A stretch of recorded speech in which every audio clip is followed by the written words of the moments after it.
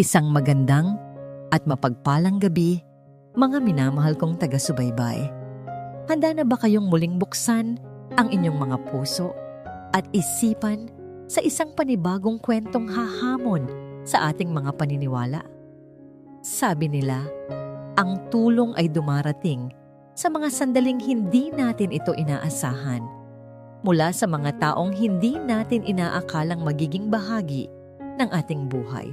Ngunit paano kung ang kamay na nag-aalok ng saklolo ay siya ring kamay na magkukulong sa'yo sa isang napakagandang hawla? Amoy ng piniritong bawang, ng kumukulong sabaw, at ng pinaghalong pawis ng mga parokyano. Ito ang mundong ginagalawan ni Liwayway Alcantara. Sa loob ng maliit, ngunit laging sikat na kusina ni Inay, bawat araw ay isang pakikipagbuno. Ngunit para kay Liway, ang bawat pagod ay may katumbas na pag-asa. Order po! Isang platong sisig at 2 kanin. Sigaw niya sa kusinera habang maingat na inilalapag ang isang mangkok ng mainit na sinigang sa mesa ng isang pamilya. Kahit papagod na ang mga binti at likod niya sa maghapong pag-aasikaso, isang matamis na ngiti pa rin ang isinasalubong niya sa bawat isa. Para sa pamilya sa probinsya, para sa mga kapatid na nag-aaral, para sa kinabukasan na matagal na niyang pinapangarap. Ang bawat sentimong kinikita niya ay may pangalan na at may patutunguhan. Gabi na at dagsaan pa rin ang mga tao. Isang grupo ng mga lalaking maingay at amoy alak ang pumasok at umupo sa isang sulok. Narinig ni Liway ang bulungan ng kanyang katrabaho. Nako, andyan na naman sila. Ingat ka dyan, Liway. Tumango lang siya at huminga ng malalim. Trabaho lang. Kailangan niyang maging profesional. Miss, order namin! Sigaw ng isa sa mga lalaki. Isang malaking taong may mapupulang mata. Dala ang kanyang munting notepad, nilapitan sila ni Liway. Good evening po, sir. Ano po ang sa inyo? Habang kinukuha ang order, hindi niya maiwasang maramdaman ang mga matang humuhusga sa kanya mula ulo hanggang paa. Binaliwala niya ito at mabilis na bumalik sa kusina. Sa pagmamadali niyang maihatid ang isang malaking palayok ng bagong lutong bulalo, hindi niya napansin ang paa ng isa sa mga lalaking iyon na nakaharang sa daan. Sa isang iglap, ang lahat ay naganap ng napakabilis. Natapilok si Liway. Ang palayok na hawak niya ay tumilapon. Ang kumukulong sabaw ay sumaboy, diretso sa braso at dibdib ng malaking lalaki. Isang nakabibinging sigaw ang pumuno sa buong karinderya. Ang init! Namilog ang mga mata ni Liway sa takot. Ang lalaki ay napasugod tayo, hawak ang namumulang braso. Ang galit sa mga mata nito ay tila apoy na handang tumupok sa kanya. Ano ba? Tanga ka ba, miss? Bulyaw nito sa kanya. At sa isang kilos, sinunggaban nito ang buhok ni Liway. Aray! Pasensya na po, sir. Hindi ko po sinasadya. Naiiyak na pakiusap ni Liway habang sinusubukang alisin ang kamay ng lalaki. Ang lahat ng tao sa loob ay natigilan. Walang sino mang nangahas na umawat. Ang takot ay gumuhit sa mukha ng lahat. Itinaas ng lalaki ang kanyang kamay. Handa nang sampalin ang kaawa-awang dalaga. Napapikit na lang si Liway, naghihintay sa sakit na dadapo sa kanyang pisngi. Ngunit walang sampal na dumating. Sa halip, isang boses ang narinig niya. Isang boses na kalmado, ngunit may bigat at awtoridad na nagpatigil sa buong paligid. Bitiwan mo siya. Dahan-dahang iminulat ni Liway ang kanyang mga mata. Nakatayo sa harapan nila ang isang lalaking hindi niya pa nakikita kailanman. Nakasuot ito ng mamahaling Amerikana. Malinis ang gupit ng buhok at may tindig na kagalang-galang. Ang mga mata nito ay nakatutok sa lalaking may hawak sa kanya. Isang tingin na malamig at mapanganib. Sino ka para utusan ako? Hamon ng lasing na lalaki, ngunit bakas sa boses nito ang bahagyang pag-aatubili. Hindi sumagot ang estranghero. Sa halip, dahan-dahan itong lumapit. Ang bawat galaw nito ay tila pinag-aralan, kalmado, tiyak at puno ng kapangyarihan. Kinuha nito ang telepono mula sa bulsa. Isang tawag lang, mahinang sabi ng estranghero, at sisiguraduhin kong ang gabing ito ang magiging pinakamalaking pagkakamali sa buhay mo. Ngayon, ulitin ko, bitiwan mo siya. Tila may kung anong mahika sa mga salitang yon. Agad na binitiwan ng malaking lalaki ang buhok ni Liway at napaatras. Nagkatinginan ang magkakasama at walang anumang salita. Mabilis silang lumabas ng karinderya. Nang mawala na sila, ang buong atensyon ng estranghero ay nabaling kay Liway, na ngayon ay nanginginig sa sahig. Ang lamig sa mga mata nito ay napalitan ng tila pag-aalala. Lumuhod ito para magpantay sila. "Miss, ayos ka lang ba?" tanong nito. Ang boses ay malumanay na ngayon. Hindi makasagot si Liway. Tumangulang siya habang pinipigilan ang mga luhang nagbabadyang tumulo. Tumingin ito sa braso ni Liway na may mga pasa dahil sa talsik ng mainit na sabaw. "May pasok ka. Kailangan nating dalhin yan sa ospital." Bago pa man siya makatanggi, maingat siyang inalalaya ng lalaki patayo. Isang amoy ng mamahaling pabango ang humalo sa hangin. Isang halimuyak na hindi nababagay sa amoy sibuyas na kusina. Inakay siya nito palabas, habang ang lahat ng tao sa loob ay nakatingin lang, tila mga estatwa. Sa labas, isang itim at makintab na kotse ang naghihintay. Pinagbuksan siya nito ng pinto. Nag-alinlangan si Liway. Hindi siya sanay sa ganitong klase ng atensyon. "Huwag kang mag-alala," sabi ng lalaki, na parang nabasa ang kanyang isip. "Hindi kita sasaktan. Ang pangalan ko ay Silvan Montenegro. Gusto ko lang tumulong." Sa huli, pumasok si Liway sa loob ng sasakyan. Ang lambot ng upuan at ang lamig ng aircon ay tila nagmula sa ibang mundo. Habang nasa biyahe, walang nagsasalita. Si Liway ay nakatingin lang sa labas ng bintana. Pinoproseso ang lahat ng nangyari. Ang sakit ng paso sa kanyang balat ay tila nawala. Napalitan ng paghanga at pagkalito sa lalaking katabi niya. Isang anghel na bumaba mula sa langit para iligtas siya. Sa ospital, si Silva na ang nag-asikaso ng lahat. Mula sa pagpaparehistro hanggang sa pagbili ng mga gamot. Tila isang utos niya lang ay sumusunod ang lahat. Matapos gamutin ang kanyang mga paso, naupo sila sa isang bench sa labas ng emergency room. Inabutan siya ni Silvan ng isang bote ng tubig. "Salamat po, Sir Silvan. Sobra-sobra na po ito." Ngumiti si Silvan, isang nangiting nagpaliwanag sa buong paligid. Tinitigan niya si Liway ng diretso sa mga mata. Isang tingin na tila tumatagos sa kanyang kaluluwa. "Hindi ito ang katapusan, Liway," sabi nito sa kanya. Ang boses ay puno ng pangako. "Ito ang simula. Hayaan mong tulungan kitang baguhin ang buhay mo." Ang mga salitang binitawan ni Silvan sa ospital ay umalingaw-ngaw sa isipan ni Liwayway hanggang sa pag-uwi niya ng gabing iyon.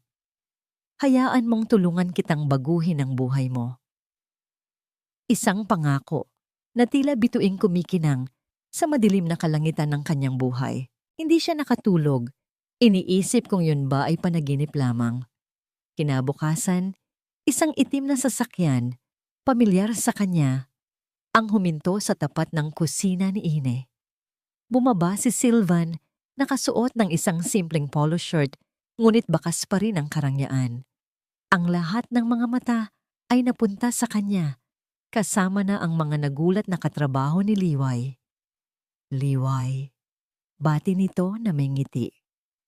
"Handa ka na ba?" "Handa saan po, sir?" Naguguluhang tanong ni Liway habang pinupunasan ang mga kamay sa kanyang apron. "Sa bagong simula," sagot ni Silvan, maikli at malaman. Kinausap niya ang may-ari ng karinderya, nag-abot ng isang makapal na sobre, at bago pa man maintindihan ni Liway ang nangyayari, siya ay opisyal nang nag-resign na may kasamang 2 taong sahod bilang bayad pinsala. Habang nasa biyahe, hindi makapagsalita si Liway.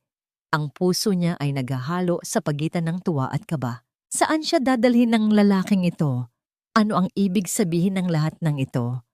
Huminto ang sasakyan sa harap ng isang napakataas at eleganteng gusali sa pinakasentro ng lungsod ng Arawan, isang toreng gawa sa salamin na tila umabot sa mga ulap. Inalalayan siya ni Sylvan papasok sa isang grandiyosong lobby at sumakay sila sa isang pribadong elevator. "Ito na tayo," sabi ni Sylvan nang bumukas ang pinto ng elevator. Diretsong tumambad sa kanila ang isang malawak na sala. Napasinghap si Liway. Ang buong unit ay napapalibutan ng salamin mula sahig hanggang kisame na nagbibigay ng 360-degree na tanawin ng buong syudad. Ang mga kasangkapan ay moderno, ang sahig ay gawa sa mamahaling kahoy at ang bawat sulok ay sumisigaw ng karangyaan na sa mga magasin niya lang nakikita. "Saan po tayo, sir?" tanong niya, nahihiyang tumapak sa makintab na sahig. Humarap si Sylvan sa kanya. Ang mga mata ay seryoso. "Hindi tayo. Ikaw. Ito ang bago mong tahanan, Liway." Namilog ang mga mata ni Liway. "Po? Pero paano? Bakit po?" "Dahil karapat-dapat ka rito?" Simpleng sagot ni Sylvan. "Ayokong makita kang nasasaktan at nahihirapan sa lugar na yon. Mula ngayon, ako na ang bahala sa'yo." Hindi napigilan ni Liway ang kanyang mga luha. Niyakap niya si Sylvan ng mahigpit, isang yakap ng purong pasasalamat. "Salamat, Sir Sylvan. Hindi ko po alam kung paano kayo pasasalamatan. Huwag mo na akong tawaging Sir. Sylvan na lang," bulong nito habang marahang hinahaplos ang kanyang buhok. Nang sumunod na mga araw, ang buhay ni Liway ay naging isang fairy tale. Ibinili siya ni Sylvan ng mga bagong damit, dinala sa mga mamahaling restaurant, at higit sa lahat, tinulungan ang kanyang pamilya. Isang tawag lang at ang utang ng kanyang mga magulang sa bukid ay nabayaran na. Ang mga kapatid niya ay nailipat sa isang mas magandang paaralan. Para kay Liway at sa kanyang pamilya, si Sylvan ay isang santo. Isang hapon, habang namamasyal si Liway sa parke na malapit sa gusali, suot ang isang magandang bestida at isang mamahaling pulseras na regalo ni Sylvan, isang batang lalaking may marurungis na damit at magulong buhok ang lumapit sa kanya. "Ate, palimos po," sabi ng bata. Ang mga mata ay malungkot. Kumuha ng pera si Liway sa kanyang bag at iniabot sa bata. Ngunit sa halip na kunin ang pera, ang mga mata ng bata ay napako sa kanyang pulseras. "Mag-ingat ka sa mga kumikinang," sabi ng bata sa isang boses na seryoso at tila mas matanda kaysa sa kanyang hitsura. Napakunot ang noo ni Liway. "Anong sabi mo?" Hindi sumagot ang bata. Tinitigan lang siya nito. Isang tingin na puno ng kahulugan na hindi niya maintindihan. Bago pa man makapagtanong muli si Liway, mabilis na tumakbo palayo ang bata at nawala sa gitna ng mga nagdaraang tao. Ang engkwentro na yon ay nag-iwan ng kakaibang pakiramdam kay Liway. Sino ang batang yon? At ano ang ibig sabihin ng kanyang sinabi? Sinubukan niyang kalimutan yon, iniisip na baka dala lang yon ng kahirapan. Nang gabing iyon, ipinagluto ni Sylvan si Liway sa napakalaking kusina ng penthouse. Habang kumakain sila, tila napansin ni Sylvan ang kanyang pananahimik. "May problema ba, Liway? Kanina ka patahimik." "Wala po. Sylvan, may iniisip lang." Pagsisinungaling niya. Hindi niya alam kung bakit, ngunit parang ayaw niyang ikwento ang tungkol sa bata. Ito ang unang pagkakataon na naglihim siya sa lalaking nagbago ng kanyang buhay. Ngumiti si Sylvan at hinawakan ng kanyang kamay. "Huwag mong isipin ang kahit ano. Ang gusto ko lang ay maging masaya ka. Kalimutan mo na ang dati mong buhay. Nandito ka na sa akin ngayon. Ligtas ka na." Ang mga salitang "ligtas ka na" ay dapat nagbigay sa kanya ng kapanatagan. Ngunit sa halip, isang bahagyang kilabot ang gumapang sa kanyang likuran. Ligtas nga ba siya? o nakakulong sa isang napakagandang hawla? Iwinaksin niya ang mga pagdududa. Tiningnan niya ang mukha ni Sylvan, ang kanyang anghel, ang kanyang tagapagligtas. Paanong magkakaroon ng kahit anong masama sa isang taong tulad niya? Ngumiti siya pabalik. Opo, masaya po ako. Salamat sa lahat. Ngunit sa isang sulok ng kanyang isipan, ang mga mata ng batang lansangan at ang mga salitang binitawan nito ay nanatiling nakatatak. Isang munting anino sa gitna ng perpektong liwanag ng kanyang bagong buhay. Lumipas ang mga linggo na tila isang panaginip para kay Liwayway. Ang bawat araw ay puno ng mga bagong karanasan, mga hapunan sa ilalim ng mga bituin, mga damit na gawa ng mga sikat na taga-disenyo, at ang walang sawang pag-aalaga ni Sylvan. Sinanay na niya ang sarili sa yakap ng karangyaan at unti-unti niyang ibinabaon sa limot ang anino ng batang lalaki sa parke. Isang umaga, habang nag-aalmusal sila, inabutan siya ni Sylvan ng isang maliit na kahon. Ano ito? Tanong ni Liway na may ngiti. Para sa'yo. Para lagi tayong konektado. Sabi ni Sylvan. Binuksan niya ito at nakita ang pinakabagong modelo ng cellphone. Napayakap siya sa tuwa. Ngunit ang tuwa niya ay bahagyang nabahira ng pag-aalangan nang sabihin ni Sylvan, akin na ang luma mong telepono. Ako na ang maglilipat ng mga contacts mo para hindi ka na mahirapan. Habang pinapanood niyang buksan ni Sylvan ang kanyang lumang telepono, isang pakiramdam ng paglabag sa privacy ang gumapang sa kanyang dibdib. Para bang binubuklat nito ang bawat pahina ng kanyang nakaraan. Ngunit iwinaksin niya ang pakiramdam na iyon. Tumutulong lang naman si Sylvan, di ba? Nang sumunod na hapon, habang nagbabasa si Liway sa sala, tumunog ang bago niyang telepono, isang hindi rehistradong numero. Sinagot niya ito. Hello? Liway? Si Lino ito, kababata mo. Isang malapad na ngiti ang gumuhit sa labi ni Liway. Si Lino, ang kanyang matalik na kaibigan mula sa kanilang probinsya. Lin, kamusta ka na?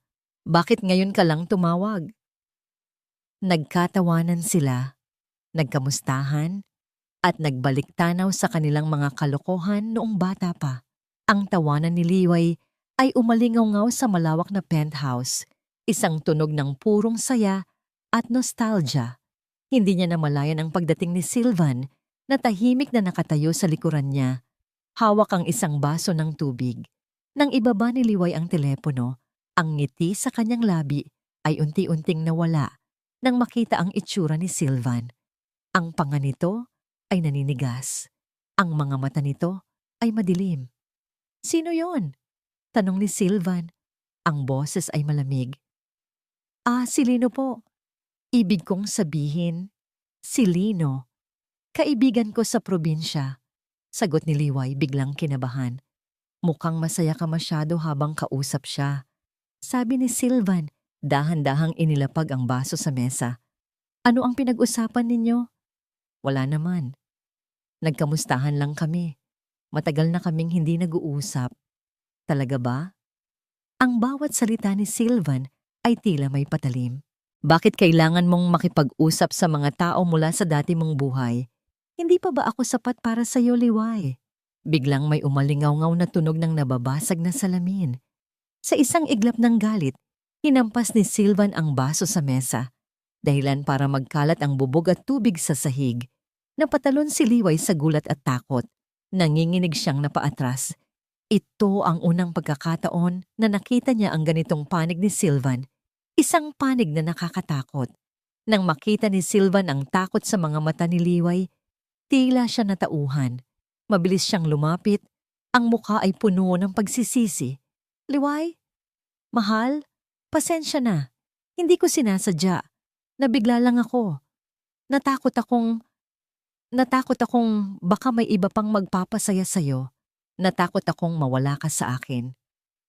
Niyakap siya nito ng mahigpit. Sa una, nanigas si Liway sa takot. Ngunit ang mga pamilyar na bisig at ang malambing na boses nito ay unti-unting nagpakalma sa kanya. Mahal na mahal lang kita, kaya ako nagkakaganito. Bulong nito. Sinubukan ni Liway na paniwalaan iyon.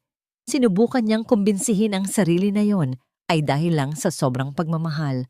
Ngunit ang imahe ng nabasag na salamin at ang lamig sa mga mata ni Sylvan ay nanatiling nakaukit sa kanyang isipan. Kinabukasan, pinilit ni Liway na ibalik sa normal ang lahat. Nagpaalam siyang pupunta sa isang maliit na bookstore sa ibaba ng gusali para bumili ng libro. Pumayag si Sylvan, ngunit may kasamang paalala. Huwag kang magtatagal. Habang naglalakad siya pabalik, isang pamilyar na anino ang humarang sa kanyang daan. Ang batang lansangan, si Malinaw. Ngunit ngayon, ang mga mata nito ay hindi na lang malungkot. Nag-aapoy ito sa galit at desperasyon. Hindi ka nakikinig sa akin. Sigaw ng bata. Ang boses ay nanginginig. Umalis ka na, bata. Wala akong panahon, sabi ni Liway.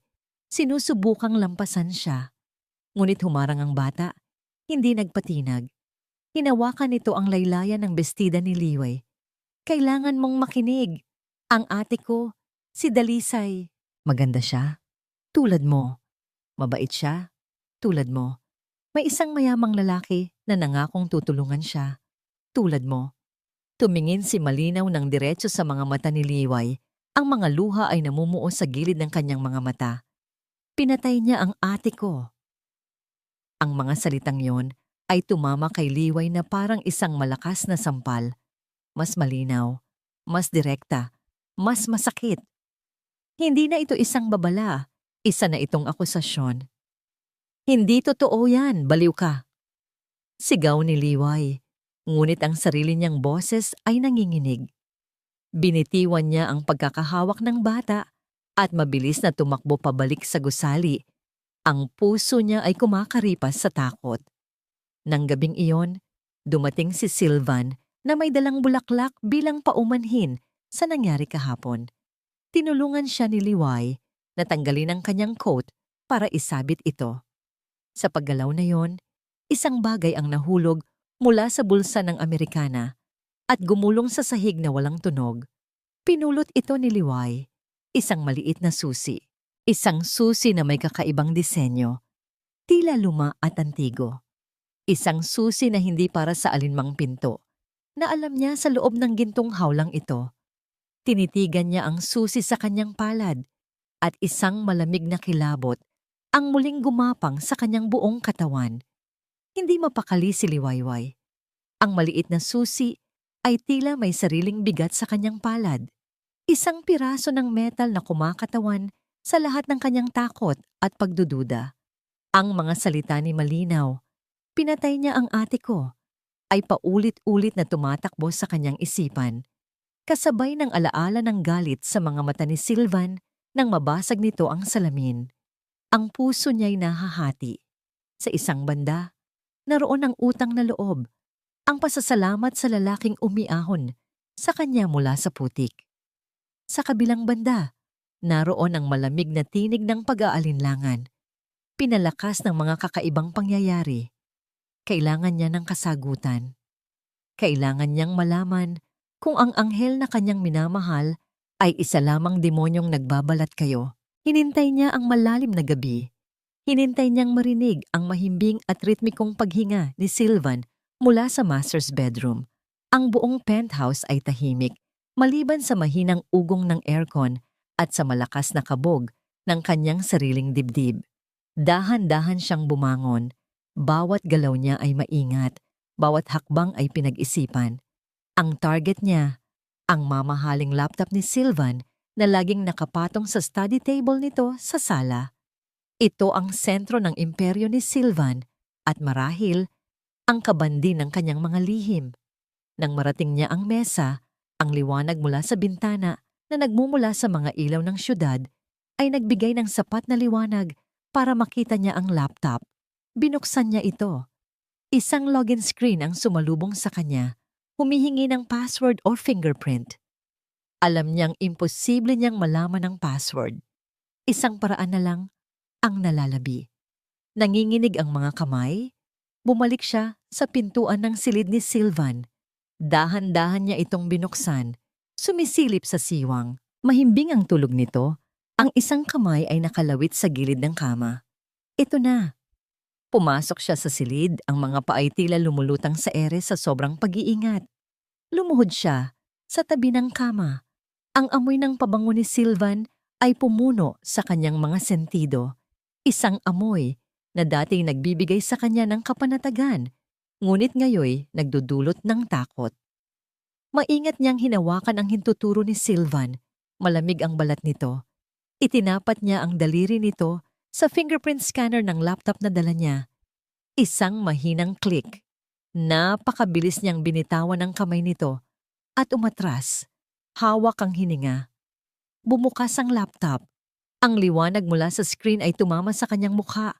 At sa isang saglit ay natakot siyang baka magising si Sylvan. Ngunit nanatili itong mahimbing sa pagkakatulog. Dala ang laptop, bumalik siya sa sala na parang isang magnanakaw sa sarili niyang tahanan. Umupo siya sa sahig, sa likod ng sofa, kung saan hindi siya gaanong makikita mula sa silid. Ang kanyang mga daliri ay nanginginig habang inilalapat sa keyboard. Una niyang hinanap ang pangalan ng bata. Malinaw Ramos, no results found. Sumunod, ang pangalan ng kapatid nito. Dalisay Ramos, no results found. Isang bahagi niya ang nakahinga ng maluwag. Marahil ay nagsisinungaling lang ang bata. Marahil ay gawa-gawa lang niya ang lahat. Ngunit ang kabilang bahagi niya ay hindi pa rin makontento. Masyadong totoo ang sakit sa mga mata ni Malinaw. Nagpasya siyang tingnan ang mga files ni Sylvan. Karamihan ay mga dokumento tungkol sa negosyo, mga numero at graph na hindi niya maintindihan. Mga folder na may pangalang acquisitions, financial reports, board meetings, walang anumang kahina-hinala. Nang malapit na siyang sumuko, isang folder ang kumuha ng kanyang atensyon. Hindi ito katulad ng iba. Ang pangalan nito ay hindi tungkol sa negosyo.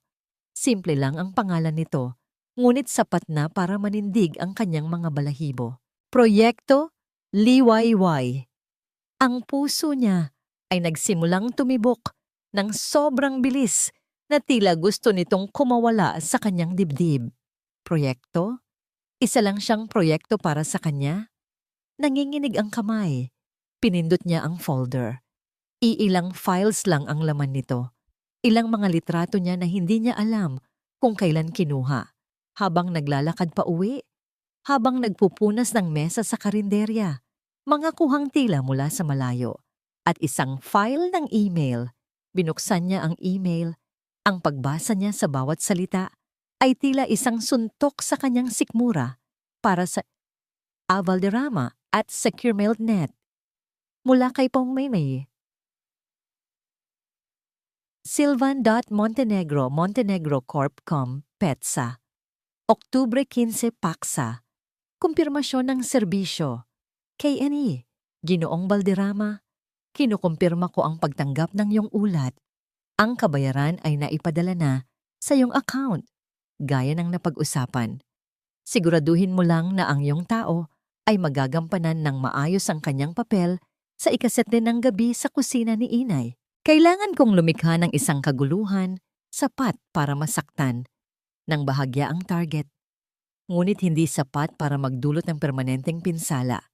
Kailangan kong tiyakin na siya ay magiging mahina at matatakot. Ang mahalaga ay ang aking pagdating. Kailangan kong magmukhang isang tagapagligtas. Huwag kang magkakamali. SM. Paulit-ulit na binasa ni Liwayway ang email. Umaasang nagkakamali lang siya ng pagkakaintindi. Ngunit malinaw ang lahat. Ang mga salita ay tila mga punyal na sumasaksak sa kanyang puso. Ang aksidente, ang lalaking nagwala, ang pagdating ni Sylvan, lahat ay isang dula. Isang perpektong isinulat na palabas kung saan siya ang bida na walang kamalay-malay. Hindi ito tadhana. Ito ay isang plano. Hindi siya iniligtas. Siya ay hinuli. Isang malamig na pawis ang tumagaktak sa kanyang noo.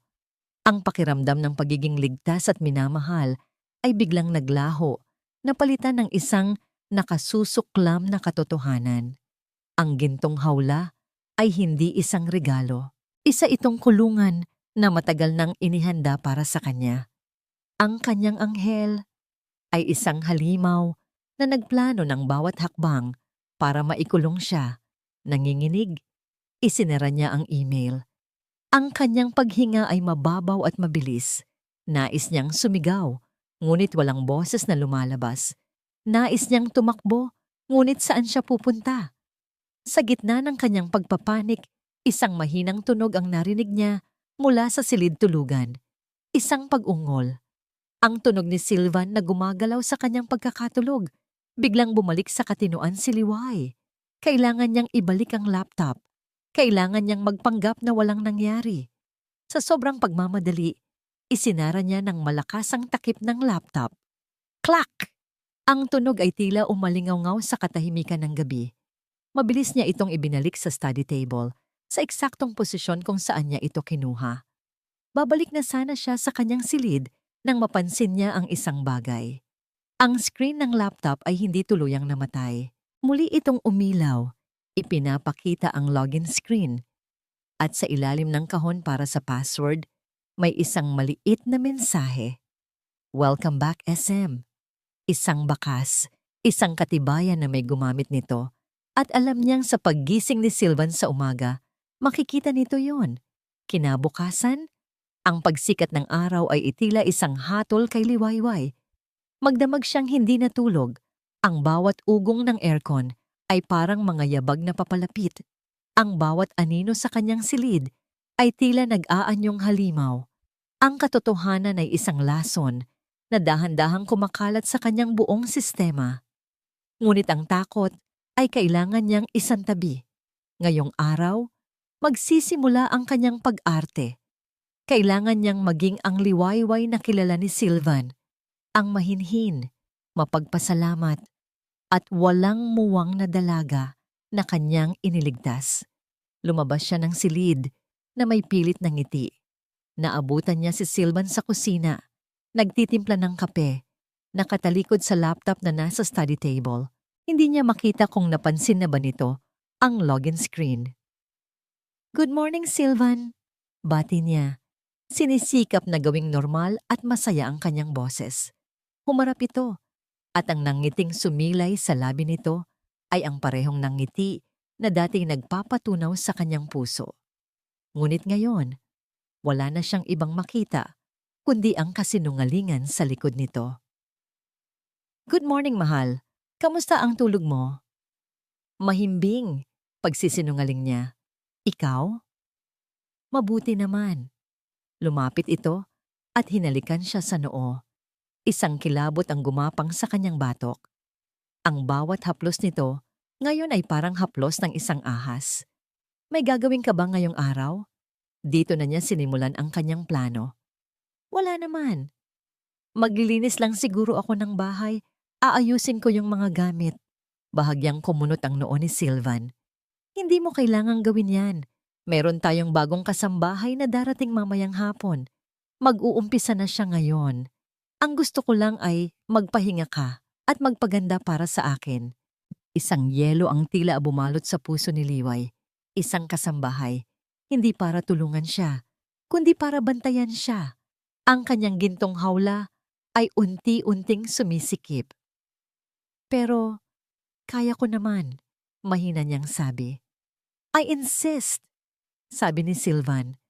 Ang boses ay malambing, ngunit may bigat ng isang utos na hindi maaaring suwayin. Gusto kong masanay ka sa buhay na nararapat sa'yo. Hindi mo na kailangang magpagod pa kahit kailan.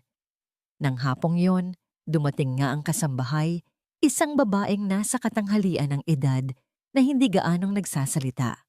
Bawat galaw ni Liway ay tila may sumusunod na mga mata. Ang paglabas ng penthouse para lang bumili ng libro ay naging imposible na. Alam ni Liway na paubos na ang kanyang oras. Kailangan niyang makausap si Malinaw. Kailangan niya ng pruweba. Kailangan niya ng isang bagay na paniniwalaan. Isang bagay na magpapatunay na hindi siya nababaliw. Sa ilalim ng mapagmatyag na tingin ng kasambahay, nag-isip siya ng paraan. Kinagabihan, habang naghahapunan sila ni Sylvan, bigla siyang napahawak sa kanyang tiyan. Aray! Daing niya. Ang mukha ay nagpapakita ng sakit. Agad na napatayo si Sylvan. Anong nangyayari sa'yo? Ang tiyan ko. Masakit. Parang hindi ako natunawan. Baka kailangan ko ng gamot mula sa butika sa baba. Ang pag-aalala sa mukha ni Sylvan ay tila totoo. Ako na ang bibili. Wag na, mabilis niyang sabi. Kaya ko naman. Saglit lang ako. Mas kailangan ko ring maglakad-lakad ng kaunti. Nag-alinlangan si Sylvan, ngunit sa huli ay pumayag din. Sige, pero bilisan mo lang. Tawagan mo ako agad kung may kailangan ka. Nang makalabas siya ng gusali, hindi siya sa butika dumiretso. Pumunta siya sa parke, sa lugar kung saan lagi niyang nakikita si Malinaw. Ang puso niya ay kumakabog sa takot na baka hindi niya ito makita. Ngunit naroon ito, nakaupo sa isang bench, nakatingin sa kawalan. Malinaw, tawag niya. Lumingon ang bata. At sa unang pagkakataon, nakita ni Liway ang gulat at bahagyang pag-asa sa mga mata nito. Lumapit siya at umupo sa tabi nito. Naniniwala na ako sa'yo, sabi ni Liway. Ang boses ay nanginginig. Pero kailangan ko ng tulong mo. Kailangan kong malaman kung ano ang nangyari sa ate mo. Tinitigan siya ni Malinaw. Sinusuri kung nagsasabi ba siya ng totoo. Nang makumbinsi ito, isang luha ang pumatak mula sa mata nito. Dumukot ito sa bulsa ng kanyang maruming shorts at inilabas ang isang luma at lukot na litrato. Ang nasa litrato ay isang dalagang napakaganda. May mahabang buhok at isang matamis na ngiti. Kamukhang kamukha ni Malinaw. Ito si Dalisay. Nawala siya isang gabi. Kwento ng bata. Ang boses ay basag. May sumundo sa kanyang magandang kotse. Sabi niya, bibigyan daw siya ng trabaho sa syudad. Hindi na siya bumalik. Napansin ni Liway ang isang bagay sa buhok ni Dalisay sa litrato. Isang maliit na palamuti na kumikinang. Ano yan? Tanong ni Liway. Paborito niya yan, sabi ni Malinaw. Isang hair clip. Regalo pa sa kanya ni inay bago siya namatay. Hindi niya yan inaalis kahit kailan. Itinuro ni Malinaw ang hair clip sa litrato at ang puso ni Liway ay tila huminto sa pagtibok. Ito ay isang pilak na paru-paro na may maliliit na asul na bato sa pakpak. Isang paru-parong kulay bughaw. Ito ang nawawala, Ate Liway.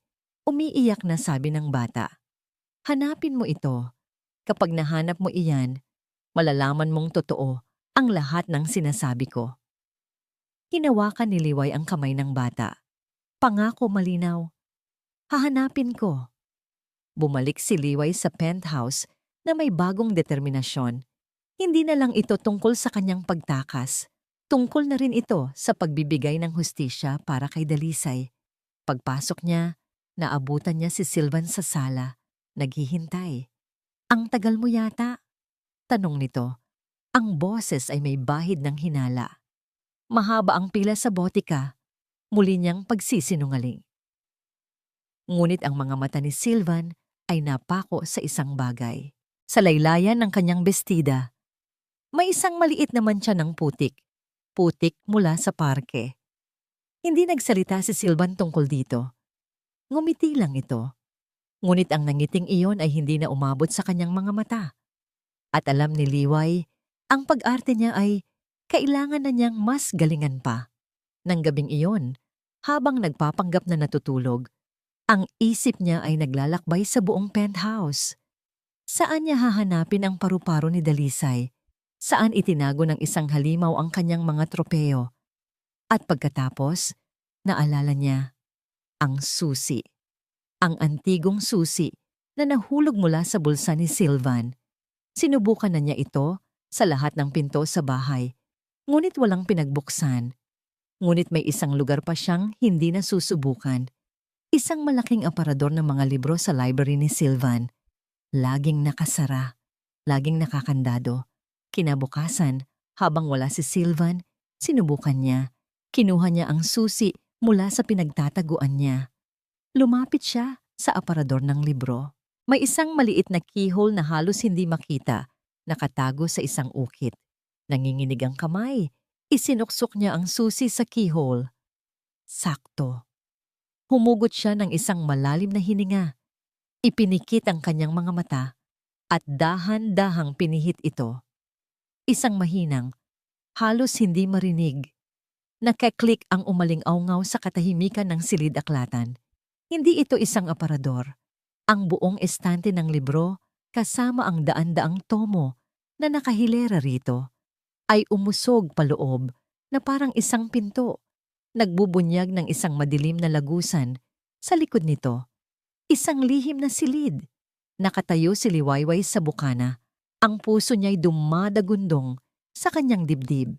Sa loob ng dilim, alam niyang naghihintay ang mga sagot na kanyang hinahanap. Ngunit kasabay ng mga sagot na yon, alam din niyang nag-aabang ang isang katotohanang mas madilim at mas nakapangingilabot kaysa sa kanyang pinakamasamang bangungot. Ang paghahanap sa paru-paro ni Dalisay ay malapit nang magwakas. At ang pagtuklas sa tunay na anyo ng halimaw ay malapit nang magsimula. Ang bigat ng estante ng libro ay parang bigat ng isang pinto ng kabaong.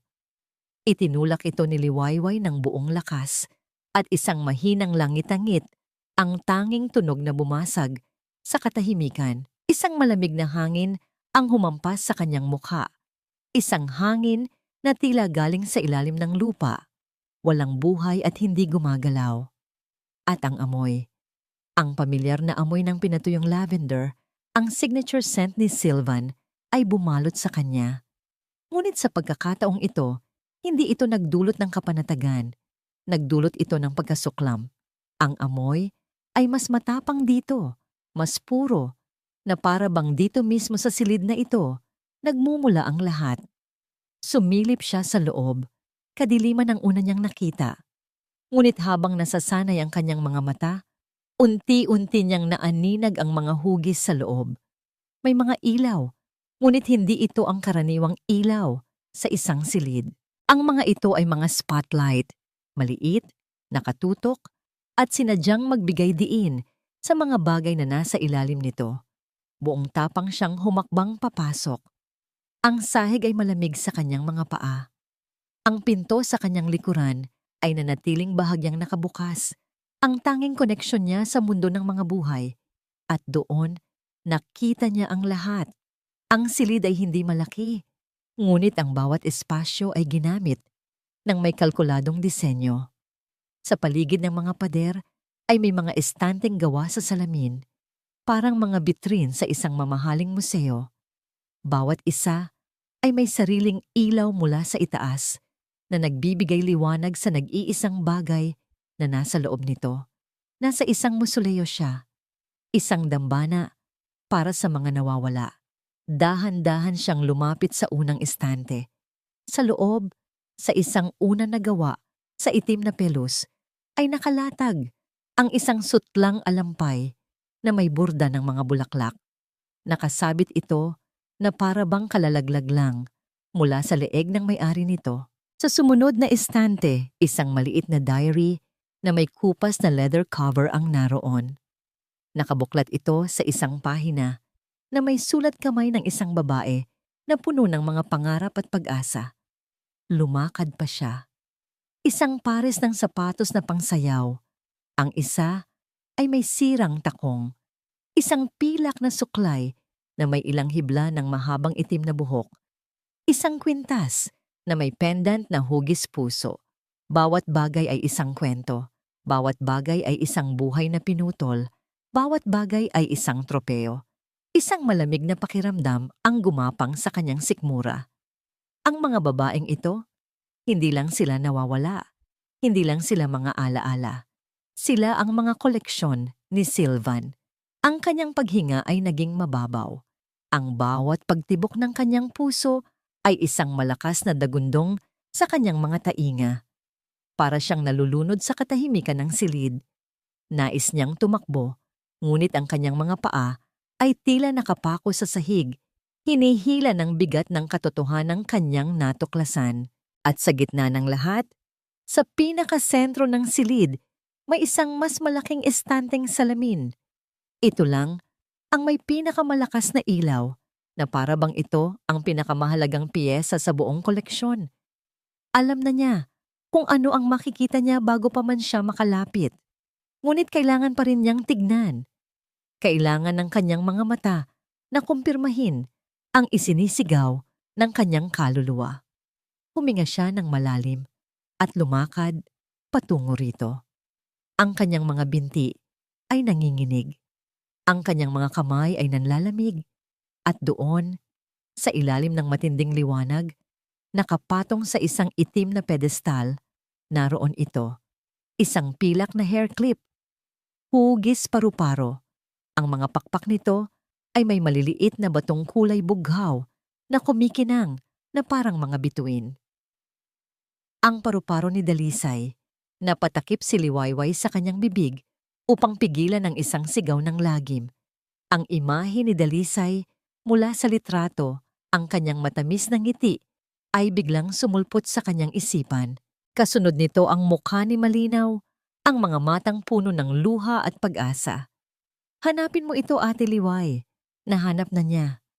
At kasabay ng pagkakahanap niya rito ay ang pagkakahanap niya sa isang katotohanang mas masahol pa sa kamatayan.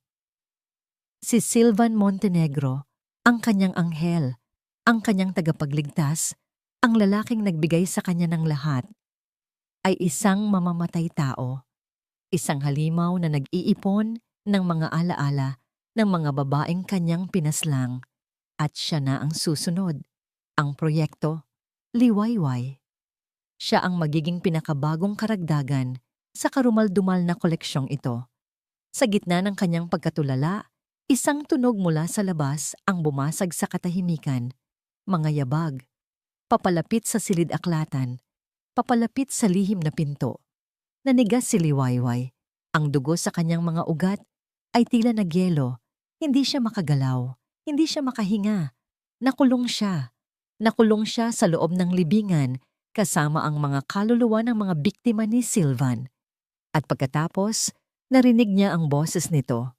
Ang boses na dati musika sa kanyang pandinig, ngunit ngayoy tunog ng isang hatol.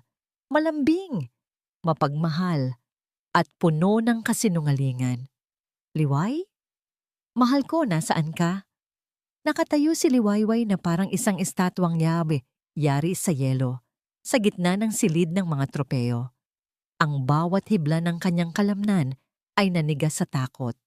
Ang boses ni Sylvan mula sa labas ay tila isang malagong na anunsyo ng kanyang kamatayan. Narinig niya ang mahinang pagbukas ng pinto ng library, ang mga yabag na lumalapit sa nakatagong estante. At pagkatapos, katahimikan, isang nakabibinging katahimikan na mas masahol pa kaysa sa anumang sigaw. Alam niyang nakita na ni Sylvan ang bahagyang nakaawang na pinto. Alam na nito. Dahan-dahan, ang estante ng libro ay itinulak ng tuluyan. Ang liwanag mula sa library ay pumasok sa madilim na silid at kasabay nito ang anino ng isang matangkad na lalaki. Nakatayo roon si Sylvan. Hindi siya mukhang galit. Hindi siya mukhang gulat. Ang nakaguhit sa kanyang perpektong mukha ay isang ekspresyon ng pagkadismaya na para bang isang batang nahuling nagnanakaw ng candy. Ang mga mata niya ay hindi nakatingin kay Liwayway. Nakatingin ito sa bukas na pinto, sa kanyang obra maestra na nalapastangan. Pagkatapos, ang kanyang tingin ay dahan-dahang lumipat mula sa mga estanteng salamin hanggang sa wakas ay tumama ito kay Liwayway na nakatayo sa tabi ng tropeo ni Dalisay. Sana hindi mo ito nakita, sabi ni Sylvan. Ang boses ay kalmado na tila pinag-uusapan lang nila ang panahon. Gusto ko sanang maging isang perpektong sorpresa. Ang sinabi niyang iyon ang bumasag sa pagkatulala ni Liwayway. Isang alon ng galit, isang dalisay, at nag-aapoy na galit ang biglang pumalit sa kanyang takot. Mga sorpresa? Ito? Ang mga buhay ng mga babaeng ito? Sorpresa lang para sa'yo? Isang ngiti ang sumilay sa labi ni Sylvan. Isang nangiting hindi umabot sa kanyang mga mata. Isang nangiting malamig at nakapangingilabot. Dito na, ang maskara ng mapagmahal na si Silvan Montenegro ay tuluyan ng nalaglag.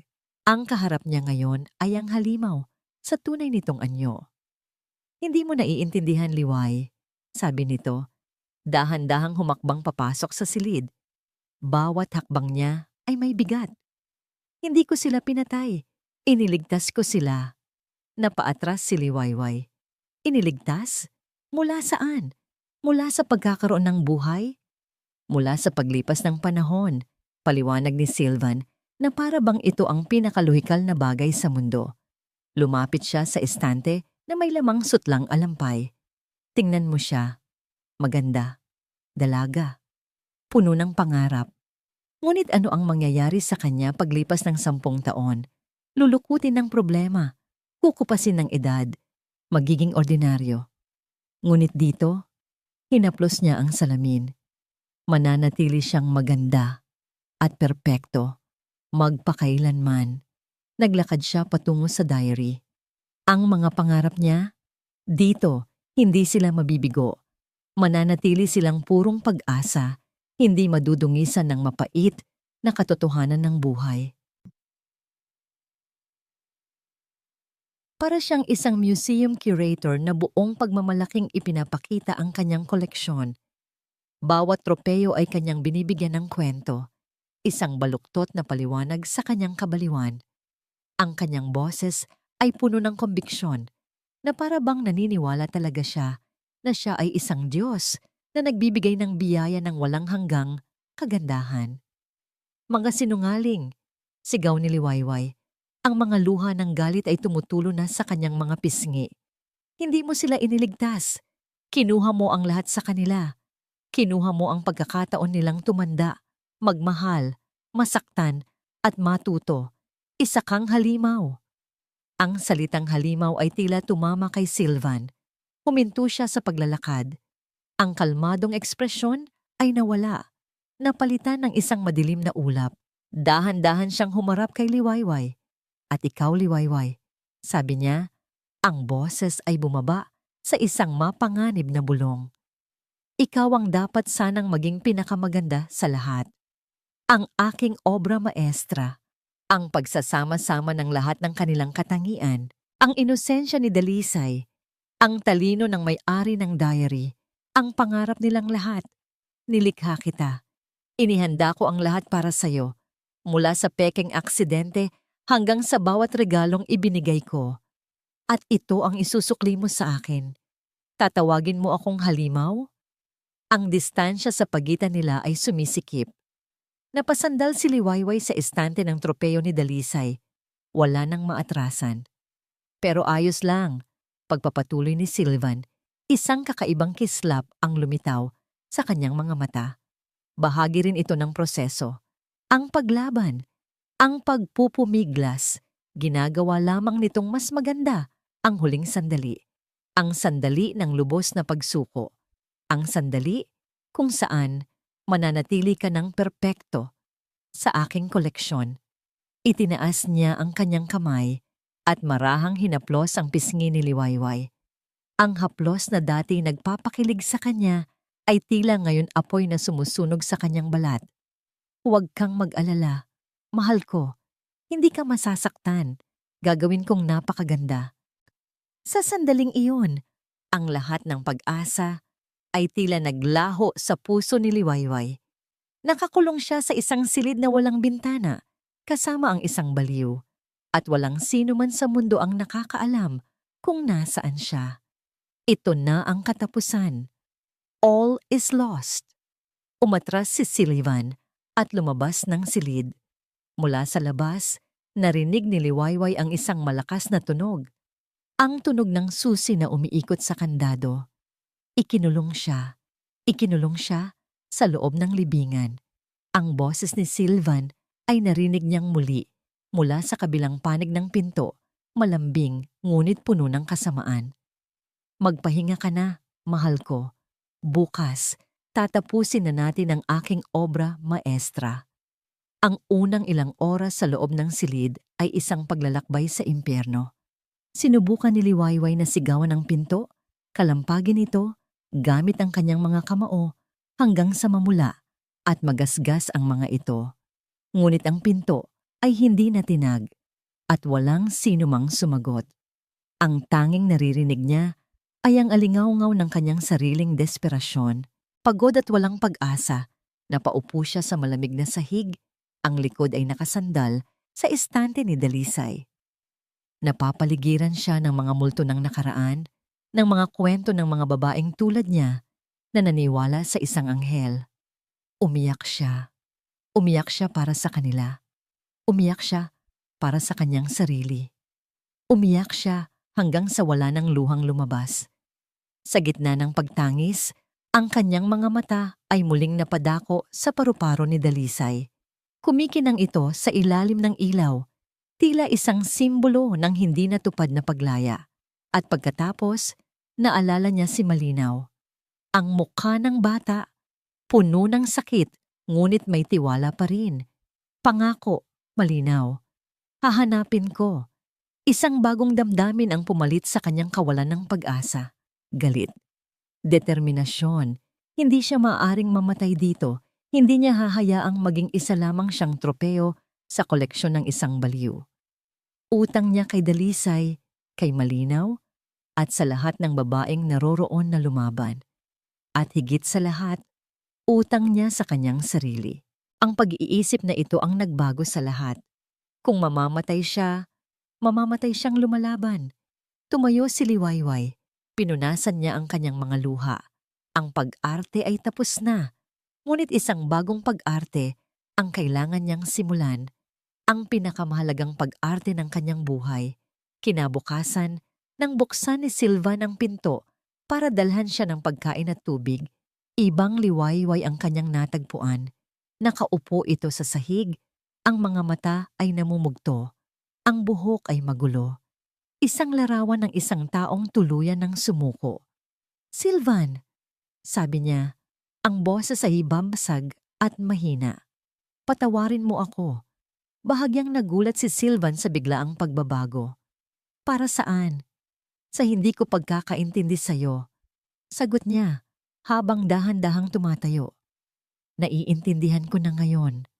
Ang ganda, ang pagpapanatili nito. Tama ka. Ang mundo sa labas, marumi at malupit.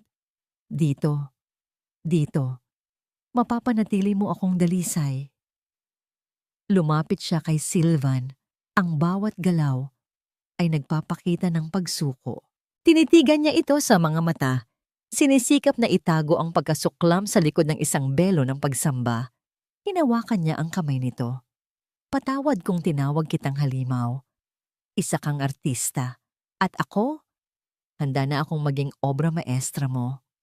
Ang pag-aalinlangan sa mga mata ni Silvan ay dahan-dahang napalitan ng kasiyahan at pagmamalaki.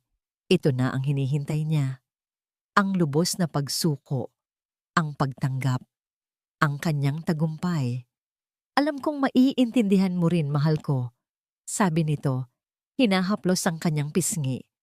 "Alam kong makikita mo ang karangalan sa aking ginagawa." Niyakap niya ito.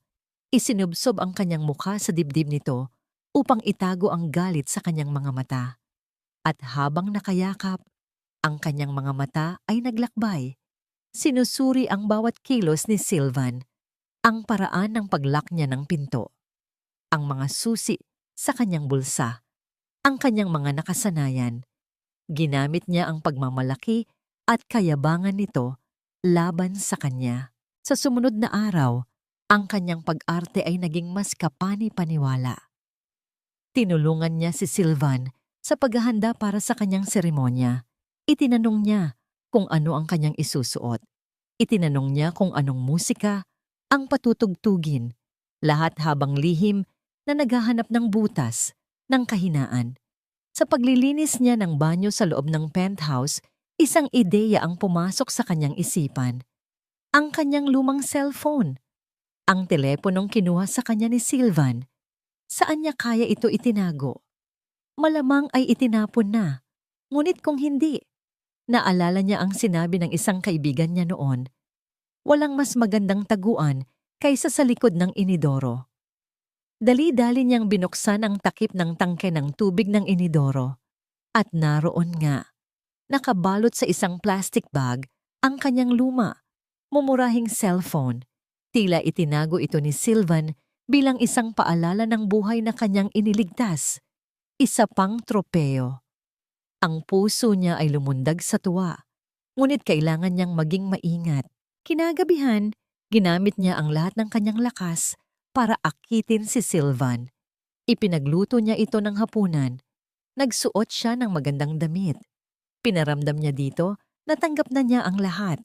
At nang mahimbing na itong natutulog, pagod mula sa kanilang paghahanda, doon na siya kumilos. Dahan-dahan siyang pumunta sa banyo. Kinuha niya ang cellphone. Halos wala na itong baterya. Nagdasal siya na sana'y gumana pa. Binuksan niya ito. Isang bar na lang ng baterya. Sapat na. Hindi siya sa pulis nag-text. Alam niyang hindi sila maniniwala sa isang text lang mula sa isang hindi kilalang numero. Kailangan niya ng isang taong kikilos agad.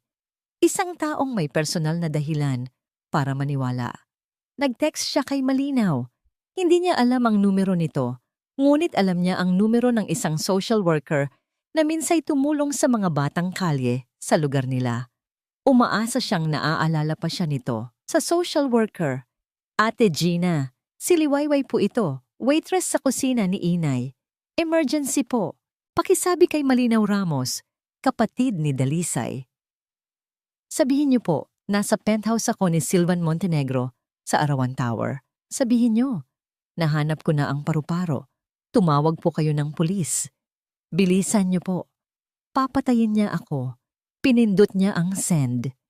Isang maliit na tunog ang nagkumpirma na naipadala na ang mensahe. Agad niyang pinatay ang cellphone. Upang alisin ang lahat ng ebidensya, binuksan niya ito. Kinuha ang SIM card at memory card at itinapon sa inidoro. Ang katawan ng cellphone ay binalot niya sa tissue at ibinaon sa pinakailalim ng basurahan. Pagbalik niya sa silid, nakita niyang gumalaw si Sylvan sa kama. Ngunit hindi ito nagising. Humiga si Liwayway sa tabi nito. Ang puso niya'y naghahalo sa takot at pag-asa. Nagawa na niya ang kanyang bahagi. Ngayon, ang kanyang buhay ay nakasalalay na sa isang text message at sa isang batang lansangan. Kinabukasan, pumasok si Sylvan sa silid na may dalang isang napakagandang bestidang puti. Mahaba ito, yari sa sutla, at tila damit ng isang anghel o ng isang iaalay. Oras na, sabi nito. Ang mga mata ay kumikinang sa pananabik. Isang artistang handa ng ilagay ang huling piraso sa kanyang obra maestra. Tumingin si Liwayway sa bestida pagkatapos ay sa mukha ni Sylvan. Isang pilit na ngiti ang kanyang isinukli, ang kanyang huling pag-arte. Ngunit habang sinusunod niya si Sylvan palabas ng silid, ang kanyang mga mata ay hindi nakatingin sa bestida. Lihim itong gumagala sa paligid, naghahanap ng kahit ano. Isang matigas na bagay, isang matulis na kagamitan, kahit ano na maaaring maging sandata. Dahil alam niya sa kanyang puso, ang text message ay isang pag-asa lamang. Ang tunay na kaligtasan ay kailangan niyang ipaglaban gamit ang sarili niyang mga kamay. Ang gabi ay hindi pa tapos at ang seremonya ng halimaw ay magsisimula pa lamang. Ang sala ng penthouse ay nabago. Ang mga ilaw ay pinadilim at tanging mga kandila ang nagbibigay liwanag. Lumilikha ng mga gumagalaw na anino sa mga pader. Isang klasikong musika, malungkot at marahan, ang tumutugtog mula sa isang vinyl player. Sa gitna ng sahig, may isang mesang nakahanda na may 2 baso ng alak. Inihanda ni Sylvan ang lahat para sa isang romantikong gabi na sa katunayan ay isang altar para sa kanyang seremonya. Suot ang puting bestida, pakiramdam ni Liwayway ay isa siyang multo. Bawat hibla ng kanyang pagkatao ay sumisigaw na tumakbo, ngunit pinanatili niya ang kalmadong ekspresyon. Ang kanyang mga mata ay patuloy na naglilibot. Sinusuri ang bawat bagay sa paligid. "Umupo ka, mahal ko," sabi ni Sylvan. Ang boses ay malambing na parang seda. Isang huling salo-salo para sa kagandahang hindi lilipas. Sumunod si Liwayway. Ang kanyang mga galaw ay mabagal at sinadya. Habang paupo, ang kanyang mga mata ay napadako sa isang bagay sa ibabaw ng coffee table na malapit sa sofa. Isang mabigat na crystal ashtray, makapal, matigas, posible. "Alam mo ba, Liway?" Pagsisimula ni Sylvan habang ibinubuhos ang pulang alak sa mga baso. Ang bawat isa sa kanila ay may espesyal na sandali. Isang alaala na aking itinatago bago ko sila tuluyang palayain. Si Dalisay, mahilig siyang kumanta. Kinantahan niya ako bago siya pumanaw. Napakagandang boses. Isang matinding galit ang kumulo sa loob ni Liwayway. Ginamit niya ang galit na yon, hindi para sumabog, kundi para maging panggatong. "At ako, Sylvan?" tanong niya. Sinisikap na panatilihing nanginginig ang kanyang boses. "Ano ang magiging espesyal na sandali ko?" Ngumiti si Sylvan. "Ang sayo ang pinakapaborito ko sa lahat. Ang iyong mga mata. Ang paraan ng pagtingin mo sa akin nung una tayong magkita sa ospital. Puno ng pag-asa, puno ng tiwala. Iyon ang gusto kong maging huling imahe. Ang sandali kung saan lubos ang iyong tiwala sa akin bago ka maging isang obra maestra." Inabubot niya ang baso ng alak kay Liwayway. Tinitigan ito ni Liway. May kung anong pulbos na dahan-dahang natutunaw sa ilalim ng baso. Papatulugin siya nito. Gagawin siyang mahina. Ito na ang pagkakataon. "Alam mo, Sylvan," sabi ni Liwayway, dahan-dahang tumatayo. "May isang bagay ka pang hindi alam tungkol sa akin." "Ano yon? Mahal ko?" "Hindi ako kasing hina ng inaakala mo." Sa isang mabilis na kilos na hindi inaasahan ni Sylvan, ibinuhos niya ang alak sa mukha nito. "Ugh!" sigaw ni Sylvan na bulagan ng alak. Ginamit ni Liwayway ang segundo ng pagkakataon na yon. Tumakbo siya patungo sa coffee table at dinampot ang crystal ashtray. Mabigat ito sa kanyang kamay, isang perpektong sandata. Nang imulat ni Sylvan ang kanyang mga mata, ang kaharap niya ay hindi na ang maamong tupa. Ang kaharap niya ay isang babaeng may nag-aapoy na mga mata, hawak ang isang sandata, handang pumatay para mabuhay. "Tapos na ang pag-arte, Sylvan," sigaw ni Liwayway. Sumugod si Sylvan. Ang muka ay puno ng galit sa pagtatraidor. Ngunit si Liwayway ay handa na. Inihampas niya ang ashtray sa braso nito. Isang malakas na tunog ang umalingaw-ngaw. Umaray si Sylvan sa sakit, ngunit hindi ito naging sapat para patigilin siya. Nagsimula ang isang marahas na habulan sa loob ng penthouse. Nagpagulong-gulong sila, nag-agawan sa ashtray. Itinulak ni Sylvan si Liwayway. Tumama ang likod nito sa pader. Sinubukan nitong sakalin siya, ngunit ginamit ni Liwayway ang kanyang mga kuko. Kinalmot ang mukha nito. "Bakit ka lumalaban?" sigaw ni Sylvan. Ang boses ay puno ng pagkalito. "Ibinigay ko sa iyo ang lahat. Hindi mo ako binigyan ng kahit ano," sagot ni Liwayway habang sinisipa ang tiyan nito. "Ninakaw mo ang buhay ko. Ninakaw mo ang buhay nila. Hindi kami koleksyon, mga tao kami." Sa gitna ng kanilang paglalaban, nagawa ni Sylvan na maagaw ang ashtray. Itinaas niya ito, handa nang ibagsak sa ulo ni Liwayway. Ngunit bago pa man niya ito magawa, isang nakabibinging tunog ang yumanig sa buong penthouse. Blag! Ang pinto sa harapan ay sapilitang binuksan. Bumagsak mula sa kanyang mga bisagra. Ilang pulis na armado at naka-full gear ang sabay-sabay na pumasok. Ang mga laser sight ng kanilang mga baril ay nagmistulang mga pulang tuldok sa madilim na sala. "Pulis! Bitawan mo siya!" sigaw ng hepe. Natigilan si Sylvan. Sa isang saglit, ang kanyang atensyon ay nabaling sa mga pulis. At ang saglit na yun lang ang kailangan ni Liwayway. Gamit ang lahat ng natitira niyang lakas, itinulak niya si Sylvan ng buong puwersa. Nawalan ito ng balanse. Ang likod nito ay tumama sa malaking bintanang salamin na nakaharap sa syudad.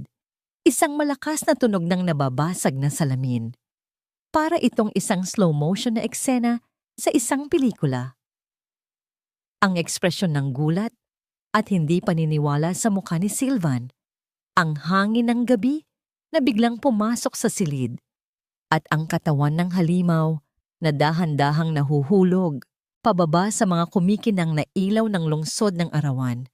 Tahimik, nakatayo si Liwayway, nanginginig, duguan at pagod. Ngunit buhay, nakatingin siya sa butas sa bintana, sa kalangitan kung saan nawala ang kanyang berdugo. Pagkatapos, ang kanyang mga tuhod ay bumigay. Bago pa man siya bumagsak sa sahig, naramdaman niyang may mga brasong sumalo sa kanya. Sa gitna ng kaguluhan, isang pamilyar na mukha ang kanyang nakita. Si Malinaw, kasama ang isang social worker, umiiyak sa tuwa at takot. Ligtas na siya. Lumipas ang isang taon. Ang kwento ng anghel na halimaw na si Sylvan Montenegro ay gumimbal sa buong bansa. Ang mga balita ay puno ng mga detalye ng kanyang mga krimen, ng kanyang lihim na silid, at ng mga kwento ng mga pamilya ng mga babaeng matagal nang nawawala na sa wakas ay nagkaroon ng kapayapaan. Si Liwayway Alcantara, ang babaeng nakaligtas, ay naging simbolo ng katapangan. Ngunit malayo sa mata ng publiko, ang paglalakbay ni Liwayway ay naging tahimik at personal. Ang mga unang buwan ay isang pakikipaglaban sa mga bangungot at trauma. Bawat gabi, binabalikan siya ng mga anino ni Sylvan ng pakiramdam ng kanyang mga kamay sa kanyang leeg, ng tunog ng nababasag na salamin. Ngunit hindi siya nag-iisa. Tinulungan siya ng mga therapist, ng mga bagong kaibigan, at higit sa lahat, ni Malinaw na hindi umalis sa kanyang tabi. Ang batang lansangan na dati nagbabala sa kanya ay naging kanyang kapatid, ang kanyang constant na paalala na sa gitna ng kadiliman, mayroong pag-asa. Dahil sa mga legal na proseso, isang malaking bahagi ng legal na yaman ni Sylvan na walang ibang tagapagmana ay napunta kay Liwayway bilang danyos perwisyo. Sa una, gusto niyang itakwil ang perang iyon. Ito ay perang nadungisan ng dugo. Ngunit isang gabi, habang nakatingin sa mga bituin kasama si Malinaw, isang ideya ang nabuo sa kanyang isipan. Hindi niya kayang burahin ang nakaraan. Ngunit kaya niyang gamitin ang mga basag na piraso nito para bumuo ng isang mas magandang kinabukasan para sa iba. Isang maaraw na hapon, nakatayo si Liwayway sa harap ng isang bagong pinturang gusali. Isang malaking arko na may mga nakaukit na salita ang sumalubong sa mga bisita. Kanlungan ng tala. Ito ang kanyang proyekto. Isang pundasyon at tahanan para sa mga batang lansangan tulad ng dating si Malinaw. Isang lugar kung saan sila makakahanap ng ligtas na masisilungan, pagkain, edukasyon, at higit sa lahat, pagmamahal.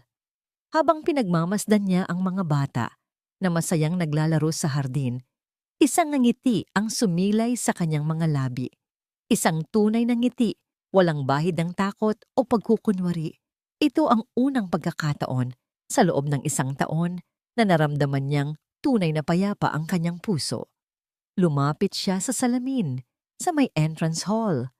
Tinitigan niya ang kanyang refleksyon. Nakita niya ang mga pagbabago. May isang mahabang peklat sa kanyang braso, isang alaala ng gabing iyon. Ngunit ang kanyang mga mata ay iba na. Wala na ang takot at kawalan ng pag-asa. Napalitan ito ng tatag, ng karunungan, at ng isang liwanag na hindi kayang patayin ng kahit anong dilim. Handa ka na, Ate Liway. Lumingon siya at nakita si Malinaw na ngayon ay nakasuot ng malinis na uniforme ng eskwela. Ang buhok nito ay maayos na nakasuklay at ang mga mata nito ay kumikinang sa saya. Oo naman, Now, sagot ni Liwayway. Ginulo ng bahagya ang buhok nito.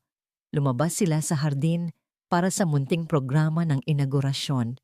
Maraming tao ang dumalo, mga social worker, mga donor, mga opisyal ng barangay, at ang kanyang pamilya mula sa probinsya na umiiyak sa pagmamalaki. Nang siya na ang magsalita, kinuha ni Liwayway ang mikropono. Tumingin siya sa mga mukha ng mga bata sa kanyang harapan. Nakita niya ang kanyang sarili sa kanila, ang pangarap, ang takot, ang pag-asa. Maraming salamat po sa inyong pagdalo. Pagsisimula niya, ang boses ay matatag. Ang lugar na ito ay isinilang mula sa isang madilim na karanasan. Ngunit naniniwala po ako na hindi tayo binibigyan ng kahulugan ng ating mga pinagdaanan. Binibigyan tayo ng kahulugan ng kung ano ang ating ginagawa matapos nating pagdaanan ang mga ito. Ang kanlungan ng tala ay isang pangako. Pagpapatuloy niya. Isang pangako na kahit sa pinakamadilim na gabi, laging may mga bituin na gagabay sa atin pauwi. Para sa bawat batang naririto, kayo ang mga bituin. Kayo ang pag-asa. Pagkatapos ng kanyang talumpati, nilapitan siya ni Malinaw. May inabot itong isang maliit na bagay. Isang kahon. Binuksan ito ni Liwayway. Sa loob, nakapatong sa isang unan, ay isang pilak na hair clip, hugis paru-paro. Pinaayos ko po, sabi ni Malinaw. Ibinigay po sa akin ng mga pulis. Sabi nila, sayo na raw po ito. Pero naisip ko, mas nararapat po ito sa tunay na may-ari. Dinala sila ni Malinaw sa isang maliit na hardin sa likod ng gusali. Sa gitna nito ay isang maliit na plake na nakaukit sa isang bato. Para kay Dalisay at sa lahat ng mga bituing kinuha ng maaga, ang inyong ilaw ay hindi malilimutan. Maingat na inilapag ni Liwayway ang paru-paro sa ibabaw ng bato. Isang huling pagpapaalam, isang huling pagbibigay-pugay. Nang gabing iyon, matapos ang selebrasyon, mag-isang umakyat si Liwayway sa rooftop ng gusali. Mula roon, tanaw niya ang buong lungsod ng Arawan. Ang mga ilaw nito ay kumikinang na parang mga hiyas. Dati, ang tanawing ito ay simbolo ng kanyang kulungan. Ngayon, ito ay simbolo ng kanyang kalayaan. Tumingala siya sa langit, sa libo-libong mga bituin na nagniningning. Hindi na siya ang babaeng naghihintay na iligtas. Siya na ang tagapagligtas. Siya na ang Liwayway matapos ang mahabang gabi. At sa unang pagkakataon, sa napakatagal na panahon, naramdaman niyang tunay at lubos siyang malaya. At dito po nagtatapos ang kwento ni Liwayway. Isang kwentong nagpapatunay na ang tunay na lakas ay hindi nagmumula sa pagkakaroon ng perpektong buhay, kundi sa kakayahang bumangon mula sa pagkawasak.